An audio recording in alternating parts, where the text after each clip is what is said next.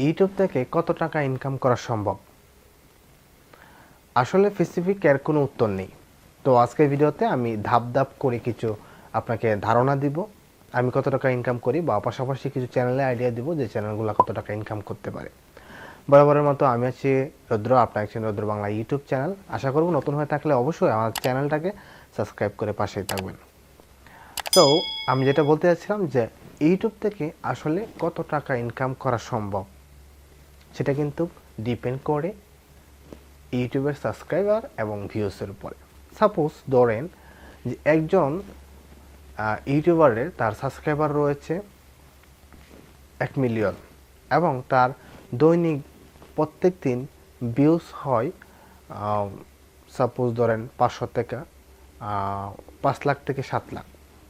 So তার ইনকামটা অনেক বেশি হবে। আবার যাদের চ্যানেলে সাবস্ক্রাইবার রয়েছে 10,000, তাদের ভিউস হয় 5 থেকে 7,000 ডেইলি, তাদের ইনকামটা কিন্তু অন্যরকম হবে। যাদের ভিউস এবং সাবস্ক্রাইবার বা অডিয়েন্স বেশি, তাদেরই কিন্তু ইনকামটা বেশি হবে। যেমন ধরেন একটা এক্সাম্পল দিতে পারেন, যেমন একটা টেক চ্যানেলে 24 ঘন্টায় যদি 24 ঘন্টায় যদি অর্থাৎ 48 ঘন্টায় বলতে যাচ্ছে 48 ঘন্টায় যদি তার 1 লাখ ভিউস হয়, তাহলে তার পার ডে $10 থেকে $15 তার ইনকাম থাকবে মিনিমাম।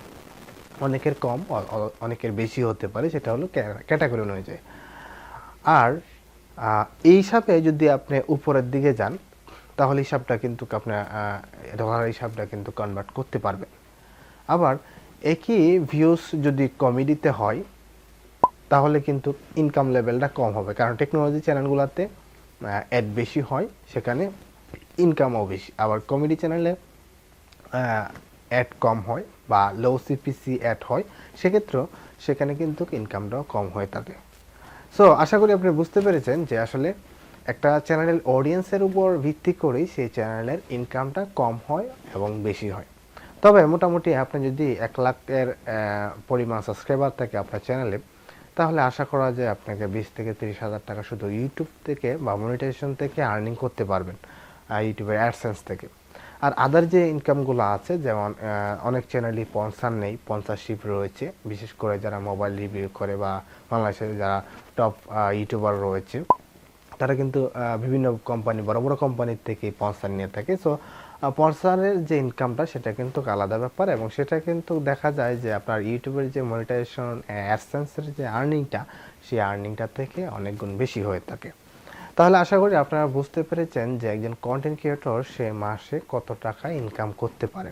সেটা যদি আপনি ক্যালকুলেট করে যোগ করেন বা মাইনাস করেন, তাহলে আপনারা নিজেরাই বের করতে পারবেন যে একজন কন্টেন্ট ক্রিয়েটরের মান্থলি তাদের ইনকাম কত হয়ে থাকে। ধন্যবাদ সকলকে, সকলে ভালো থাকবেন এবং সুস্থ থাকবেন।